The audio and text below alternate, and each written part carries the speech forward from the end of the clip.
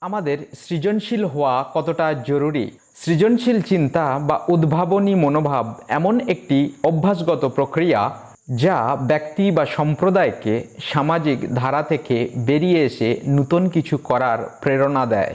আর এখানেই তৈরি হয় দ্বন্দ্ব পুরনো গতের সঙ্গে উদ্ভাবনীর। পুরনো ধারণাপন্থীরা সর্বদা সমালোচনা করতে থাকে উদ্ভাবনীপন্থীদের। এখানে পুরনো ধারণাপন্থীদের মনস্তাত্ত্বিক চর্চার গতি প্রকৃতি একটি গুরুত্বপূর্ণ বিষয়। পরিবার হিসেবে, ব্যক্তি হিসেবে, জাতি হিসেবে আমরা সাধারণত এটিকে সাদরে গ্রহণ করতে পারি না। এটিকে স্বভাবজাত স্বাভাবিক প্রবৃত্তি বলে মনে করা হয়ে থাকে।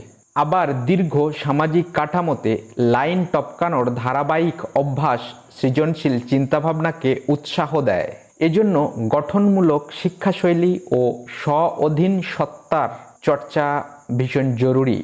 নব উদ্ভাবনীর জন্য যে সাহস, সংসাধন ও উৎসাহের দরকার, সেটার জন্য একটি বিশেষ শিক্ষাশৈলীর ভীষণ গুরুত্ব আছে। এই শিক্ষাশৈলী রাষ্ট্রীয়, পারিবারিক, সামাজিক, গোষ্ঠীগত হতে পারে। ব্যক্তিগত স্তরে আমরা যদি নিজেদের সৃজনশীলতার চূড়ান্ত চর্চা করতে চাই, তাহলে আমাদের ঠিক কেমনটি হওয়া উচিত? নিজেকে জানা, নিজের শক্তি, দুর্বলতা ও সীমাবদ্ধতাগুলি জানা ও বোঝার ক্ষমতা থাকা দরকার। আর এই ক্ষমতা অর্জনের জন্য নিজের কাছে নিজে সত্যবাদী হওয়া প্রয়োজন। না হলে আমাদের পরিস্থিতির বাস্তব মাপদণ্ড আর আমাদের কাল্পনিক মিথের মধ্যে বিস্তর পার্থক্য তৈরি হবে। আর সেই পার্থক্যজনিত কারণে আমরা পদক্ষেপ নিয়েও কাঙ্ক্ষিত ফল পাব না। ছোট লক্ষ্য নির্ধারণ ও সফলভাবে সেটিকে অর্জন করা জরুরি। লক্ষ্যগুলি প্রগতিশীল এবং নিশ্চিত সফল হতে পারে এমনটাই রাখুন। প্রত্যেকটা লক্ষ্য সফল হবে এমন কিন্তু না। সেজন্য উদ্ভাবনী কিছু করার রাস্তায় ব্যর্থতাকে গ্রহণ করার ক্ষমতা একটি উল্লেখযোগ্য ব্যাপার। সহযোগী পরিবেশ খুঁজে বের করতে হবে, এটি খুবই জরুরি।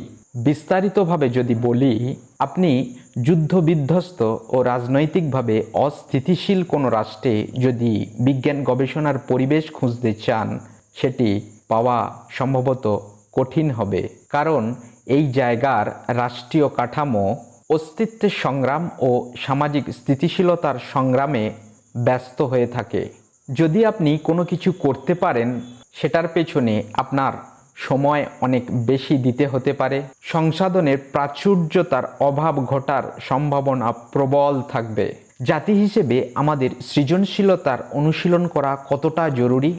বেশ কয়েকটি বৃহৎ ভূখণ্ড নিয়ে এই সার্বিক পৃথিবী, যেখানে রাজনৈতিক ও আদর্শের সীমারেখা আছে। এদের মধ্যে কাউকে আমরা উন্নত বলি, আবার কাউকে পিছিয়ে পড়া বলি। আসলে একটি দেশ বা বৃহত্তর জনগোষ্ঠী সময়ের চাহিদাকে প্রাধান্য দিয়ে তাদের সমস্ত অবকাঠামোকে উদ্ভাবনমুখী রাখে। উদ্ভাবনকে উৎসাহ দেয়, মৌলিক নিরাপত্তা দেয়, আর্থিক সহযোগিতা ও উপযুক্ত পরিবেশ দেয়। আর পিছিয়ে পড়া রাষ্ট্র বা জনগোষ্ঠী সেদিকে লক্ষ্য দেয় না। এভাবে অন্ধের চোখের সামনে ঘটে যায় পরিবর্তন, আর পিছিয়ে পড়তে থাকার দূরত্ব আরও বাড়তে থাকে। আপনি দেখুন, আপনি কোন পর্যায়ে বাস করছেন। এই পর্যায়ের সময়কালে আপনার করণীয় কি? এ সমস্ত বিষয় অবলোকন করে দ্রুত পদক্ষেপ নিন।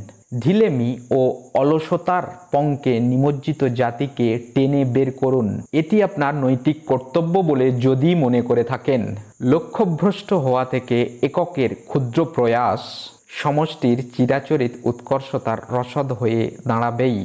ধন্যবাদ, ভালো থাকবেন।